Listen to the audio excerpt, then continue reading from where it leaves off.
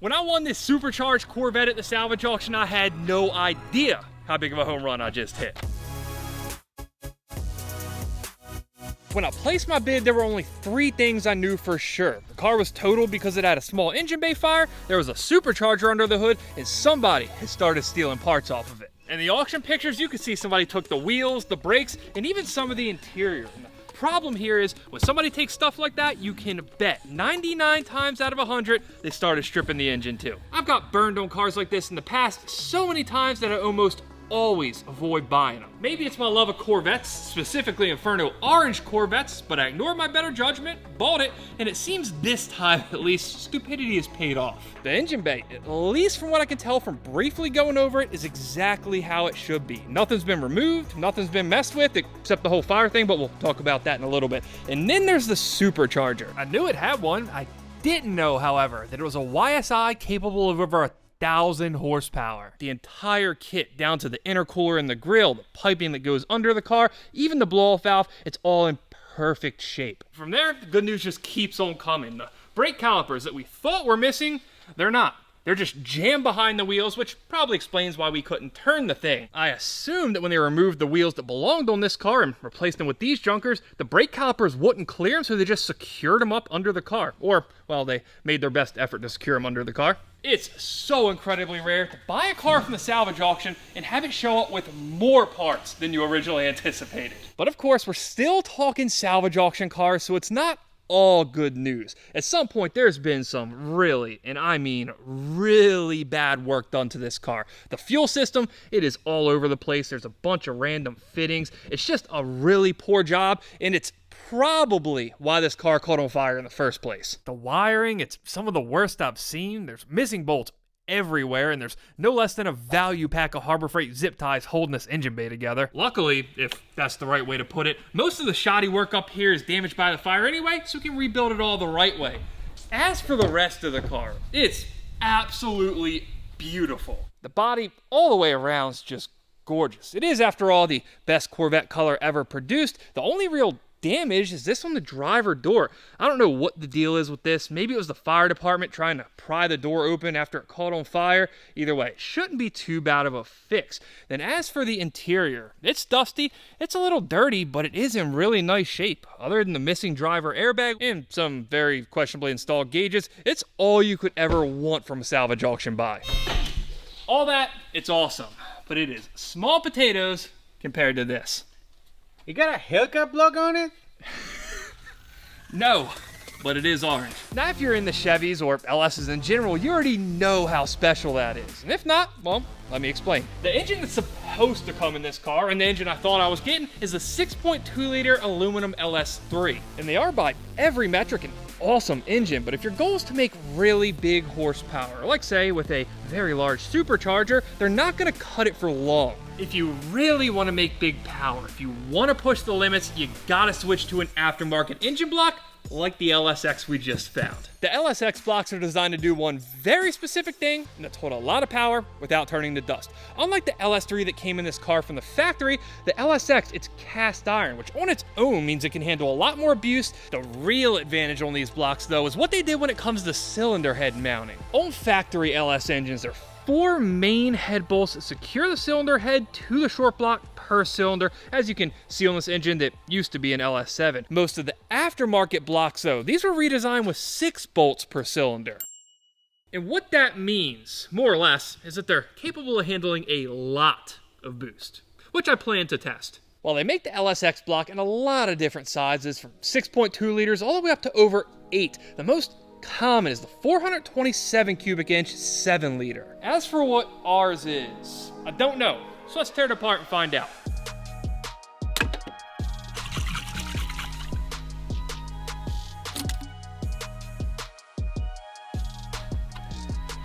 I've hyped this thing up so much at this point, it's gonna be real awkward. We drain the oil and chunks of metal start coming out. You know, oil looks like glitter. Oh, no water on it. Yeah, it doesn't look like a demon. We've seen it all here. This looks all right. A little bit dirty, but I'll take it. Dirty is fine. Full of water, glitter, metal, or other foreign substances is not. The plug itself has a little bit of material on it. It's not anything too horrendous. It's magnetic, so you kind of expect to have this little bit of sludge.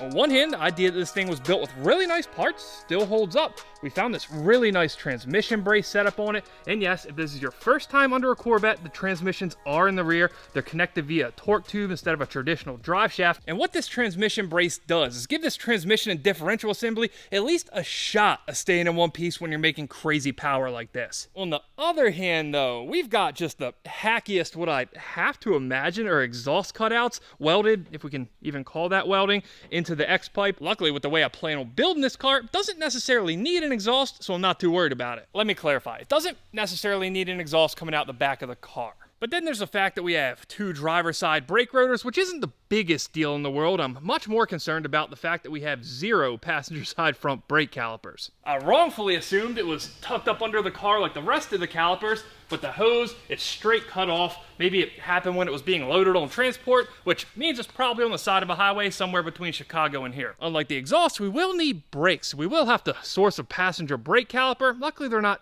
too horrendously expensive. Missing parts aside though, everything's coming apart really smoothly. We haven't found any weird, crazy damage on the chassis, so we can't really be too mad at it. Now, despite what most people think, being that the transmissions are in the rear of these cars, they're ultra easy to work on. Outside of disconnecting the brake lines and a few pieces of wiring, all we have to do is disconnect the control arms from the chassis and the torque tube from the bell housing. Now, the only thing stopping this whole rear end assembly from falling straight out of the car are 4 nuts just like that holding the rear subframe in. But, you know, assuming we don't want the shifter and the center console to rip through the floor with our running gear, it would probably be a wise idea to zip those off. And this is where this car being a target top really comes in handy. Don't get me wrong, they do have their issues. That, along with the just horrendous squeaking that they're known for, are just a few of the reasons why I'm not gonna keep this car a target top, but I sure will enjoy it while it lasts. That's a nice little bonus. When I was pulling the center console up, there were a few wires hardwired going through the ashtray. It's a passport radar laser detector jammer system, which I assume are what those black boxes in the front bumper are for. Personally, I kind of find all the beeping annoying, so I'll probably end up stripping that out, selling it, and spending the money on Go Fast parts. One thing we definitely will be reusing on the build though is this MGW short shifter. Now traditionally, I hate short shifters. They're not cheap, I just don't like them. But whatever magic they used when they made this thing, they nailed it. And now that we got the shifter out of there, we can knock off these last few subframe bolts, separate the input shaft from our clutch disc, and lift the body up and off the entire rear half of the drivetrain. Now that we got this whole back half of the drivetrain out of the car, you can get a lot better idea of how this transmission brace works. There's a plate that bolts here to the front of the transmission, and then 2 more plates that bolt to the side of the rear differentials. From there, there's bars top and bottom. The idea being that it squeezes everything together, it stops a lot of the flexing that can happen between the diff and the transmission, which should help protect against things like that. But for this build, I have some truly, and I mean truly ignorant goals with the car, to the point where I don't think all the transmission bracing in the world will keep this thing together. So this time, we're switching to a completely different manual trans and diff.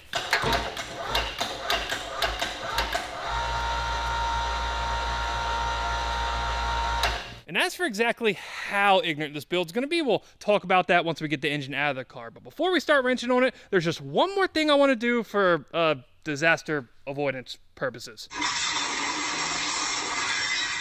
These things tend to get pretty unstable when you drop a rear half of the drivetrain out or the engine out by itself instead of doing it all at once. So I always like to just weigh down the hatch with whatever I have laying around. In this case, it's the brake rotors and a bunch of fuel parts.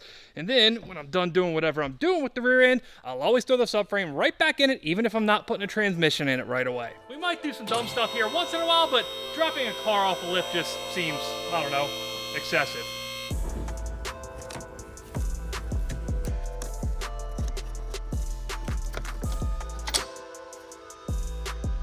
I do just have to take a second here and appreciate the ingenuity that went into the mounting of this inner core pipe, blow-off valve assembly. It's just next level stuff that I really haven't seen before. Oh, the zip tie is secured by a zip tie. Amazing. What a beaut. All right, we're gonna play a little game here because we have 2 catch cans, two guys here. I'm gonna play what's in the catch can. To be clear here, the silver one, that was attached to the back side of that valve cover. The orange one, that was attached just to the dry sump tank. Have at it. Which one you want? You're taking the one that looks nastier visually?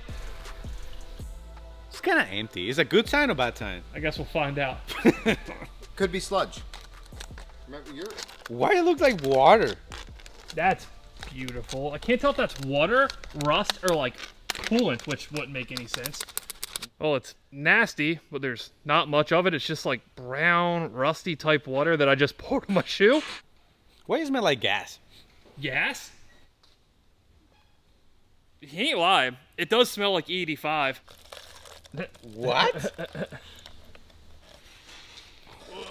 Let this serve as your official PSA to drain your catch cans. One thing they did on this car that's actually pretty cool is they repurposed the washer fluid bottle to a reservoir for an alcohol injection system. How these systems work is you'll have a reservoir full of either methanol or alcohol, and this pump, based on a certain set of parameters like RPMs, throttle position, or anything you want, will inject it into the intake tract through these little nozzles, which are replaceable just like nitrous jets.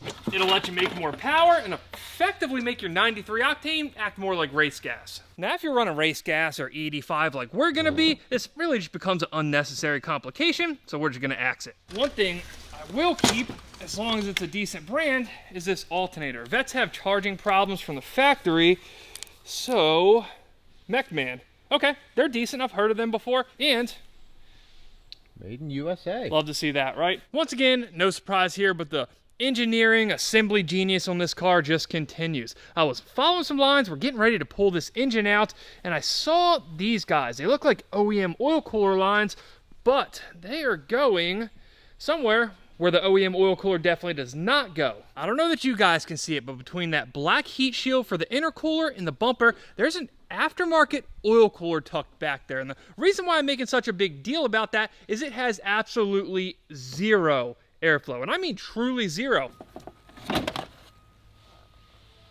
I guess technically it's better than not having one at all, but geez.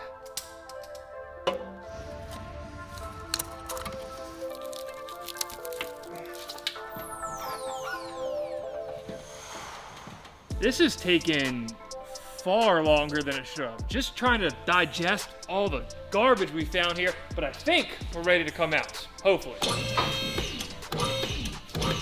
We're looking nice and clear and really toasty on the back. Around the driver's side, we got everything. We got the steering shaft, that's off. On the front, we got our brake lines disconnected, ABS units out. The blower, that's gonna clear the frame rail. This is our body harness, this isn't attached to the engine. Got our AC lines, our coolant lines. This header's already loose. We've got this big mess of wiring that goes down into the fender for the ECU, which is far and away the most annoying area to work on Corvettes. That's all out. I think we're good. I think for once, didn't miss anything. I can't tell if things are hung up or it's just stuff cracking and creaking because everything's fire roasted.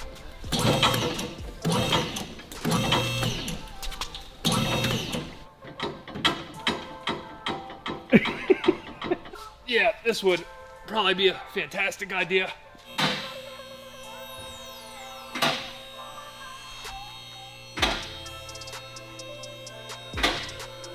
You know, it looked better in the car, and once I knew what engine was in this car, I kind of changed the original goal I had for it. When I thought I was buying a car with an LS3 in it, I thought it'd be an awesome challenge to try to make 1,000 horsepower on an unopened stock Corvette engine from the salvage auction. But on this thing, that's just too easy. So new plan, we're gonna take this crispy salvage auction LSX and build the fastest, highest horsepower car I've ever owned. Call it 1,500 horsepower, 8-second quarter mile. Oh, and let's try to do it without opening the engine.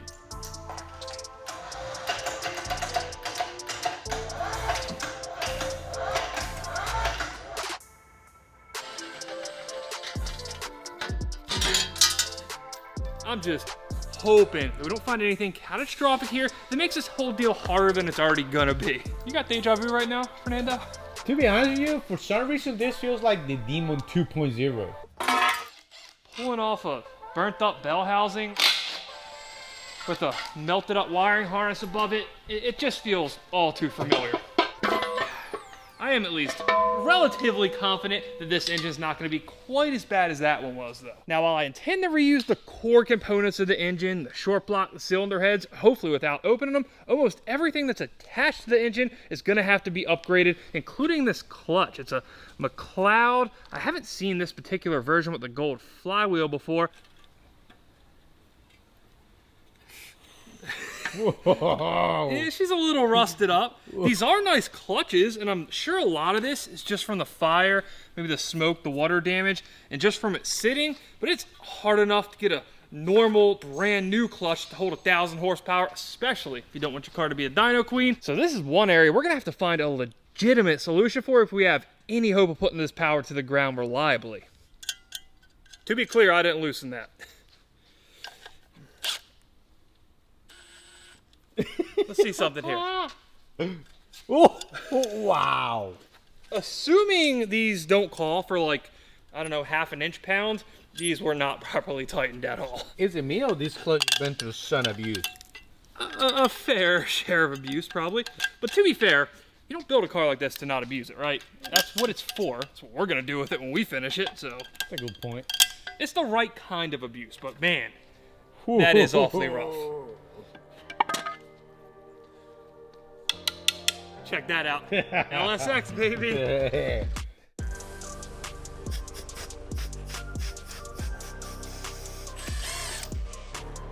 Now comes the scary part. The fun part, but also the scary part. We know we got a really cool engine here. We have no clue what kind of shape it's in, and I do have just minor concerns. Numero uno, we have leaks all over this thing. The whole engine's pretty moist, but I do think a lot of that's coming from, say, the power steering pump and stuff that's not directly related to the engine. The more pressing concern I have here, though, is the color of these exhaust ports. Some of them look really lean, others really rich, and that could point to a multitude of issues that could have not great implications for the health of this engine.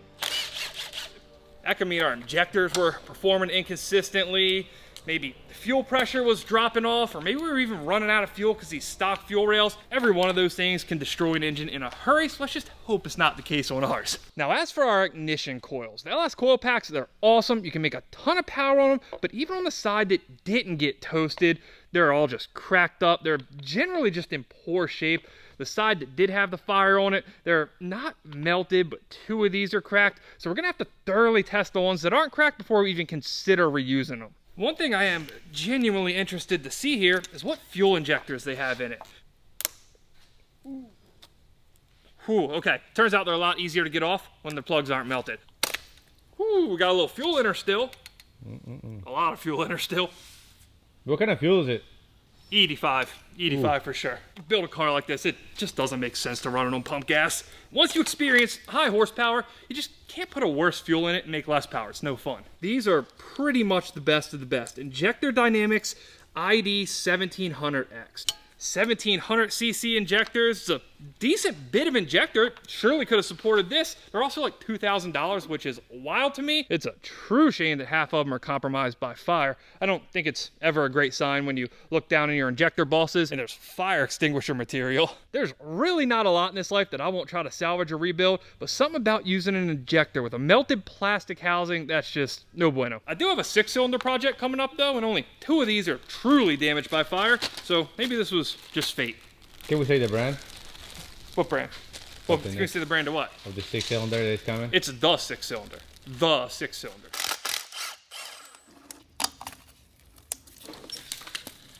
With our wiring harness removed, that's about it for melted garbage on this car. So now we can get down to business. Specifically, Supercharger business. Now this blower, seeing that in the auction pictures, is the sole reason we own this car. And if this was an LS3, like I assumed, it would have been perfect. It would have let us make our 1,000 horsepower and we really wouldn't have had to do anything to it. Not only is it the big YSI with a fist-size inducer wheel, but the more we get into this engine, the better the blower setup gets. Traditionally, these blowers run off the standard 6-rib accessory drive, the same one that's used by the alternator and the power steering. The problem with that on a blower, especially one of this size, a 6-rib belt, it's not a lot of contact on the pulley, and it can lead to belt slip, which is why they've changed to an 8-rib setup on this. Not only did they go wider on this setup, though, they configured it so the blower has its own independent belt, meaning it doesn't share it with the power steering or alternator any longer. Instead, now the alternator and power steering are ran off the AC belt. The AC belt comes across the crank pulley instead of staying just on the passenger side of it, and spins this little 4-rib section on this aftermarket pulley that they added. From there, this front 6-rib section runs up across the power steering and then up to the alternator, meaning this now runs 3 belts instead of the 2 that come from the factory. It really is the perfect blower setup. They sound freaking awesome. But this LSX, it's capable of taking just a little more abuse than this guy can throw out.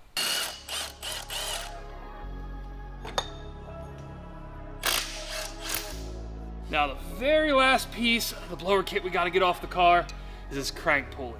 It's an overdrive crank pulley, meaning it's bigger this way. Every rotation of the crankshaft spins the supercharger more, therefore more boost.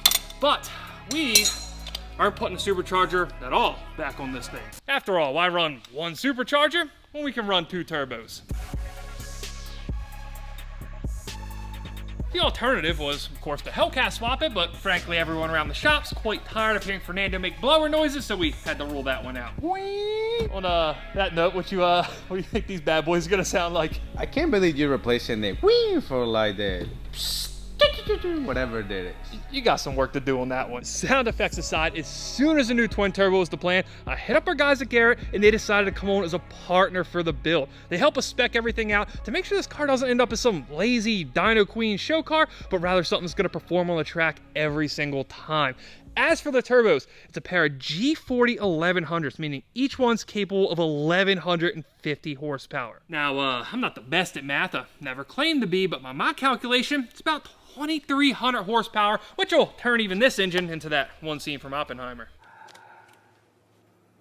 But the good thing about these turbos is even though they're capable of wild horsepower like that, they're ultra efficient even when they're not maxed out, meaning we can get our 1,500 horsepower and have room to grow later if we decide to build an even crazier engine at some point. And while I have ran Garrett G-Series turbos before, specifically on my 911 turbo where I ran twin G30s, I've never ran their wastegates or blow-off valves, so we're gonna try those 2 on this build. Now, as you might imagine, I'm beyond excited to get cracking on the turbo kit build for this car, but before we can do that, we got just a little more detective work to do. As for what's left on the engine that we can actually reuse, I think the throttle body is one of those parts. It's a 102mm throttle body, which is 4 inches. It looks like a decent piece, though it is unbranded.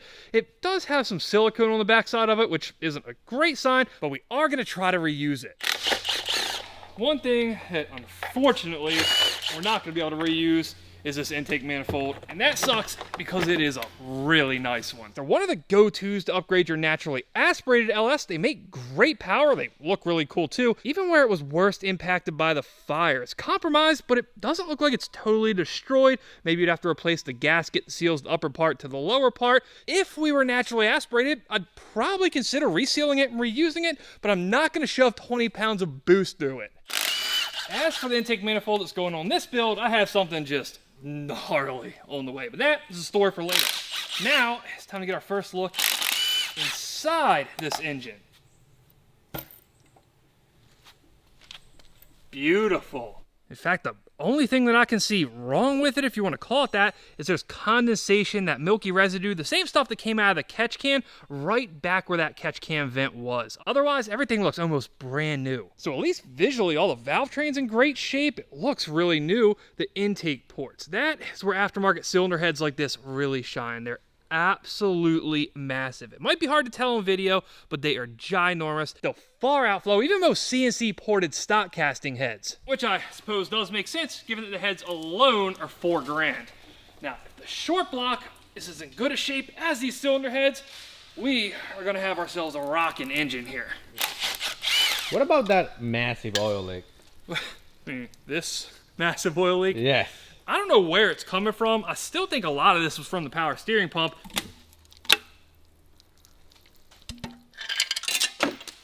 Forgot those were there. It's a little milky. That doesn't surprise me too much. The good news is there's no big collection of metal in the bottom of the oil pan. At least from what we're seeing inside the engine so far, I am way more confident in it than I was before we started pulling it apart. Except that there is one 14, 15 millimeter bolt on the windage tray, and the rest of them, they're 13 millimeters. Mismatched hardware inside the engine's never really a good thing, even if it's on the windage tray. That's not something you really like to see. One washer down. Oh, that is pretty. Just like the inside of the heads, this is all in really, really nice shape. I'm impressed. As for what we got inside, the first thing I noticed are these stacked washers on the main cap bolts. There's these little posts that mount the windage tray, and what that does is spaces the windage tray out a little bit to clear a crankshaft with a longer stroke. The next thing that's immediately obvious are these billet main caps. Now this might be standard on an LSX. There are some factory LSs that come with billet main caps, so that's nothing too special. We have ARP hardware throughout, obviously aftermarket rods, and some beautiful gold-coated pistons. And it might be really hard to see, but if you look closely, you can see it says SteveMorrisEngines.com. Steve Morris is a phenomenal builder when it comes to these engines, so I don't quite know what we have here, but that's a good sign, at least so far. We have some number right there on the crankshaft that we can't really see because the main cap's in the way. 4000. Okay, 4,000, which I presume means it's a 4-inch stroke. On this back rod, there's writing. I just can't make out exactly what it is. 6 1/8 length. What's that say? Ultra? Ultra. Okay. Cali's Ultra rods, 6.125. On the end of the post, we have 135764 from 2015. Okay, we will have to look this up to see exactly what it means, but it's a 4-inch stroke. That checks out. It's a dry sump. That checks out. Dragon Slayer crank. Sounds cool. The rods, I just looked those up. They're like $2,100. The crank, $2,800. So here's where we stand. Cali's confirmed that these are their rods and their crank. They're both rated to hold the power we need, so we're good there. The only concern is the age. And Tim pointed out that on the oil pan gasket, it also has a 2015 date code, so I truly think the engine is almost 10 years old. As far as the cylinder heads go, I put in a call to PRC and was able to find out that these are the 285cc heads. At this point, we know pretty much everything about this engine, except how big it is, so we're gonna try to find it out in the most imprecise way possible. What I'm gonna do is stick these welding rod chopsticks down here while Tim has the micrometer ready.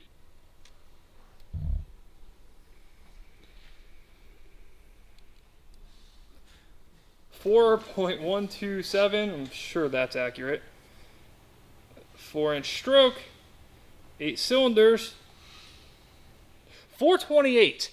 Now, something tells me this isn't a 428. We can probably chalk that 1 cubic inch up to my imprecise measurement methods here, but I'm 100% confident, now at least, in saying that this is a 427. I know everything's adding up to this engine being built in the mid-2000s, 2015-ish, but if it was, it is just so absurdly clean. There's a little bit of carbon on the piston, but pretty much every cylinder wall looks brand new. The gold coating on the pistons, that is all beautiful.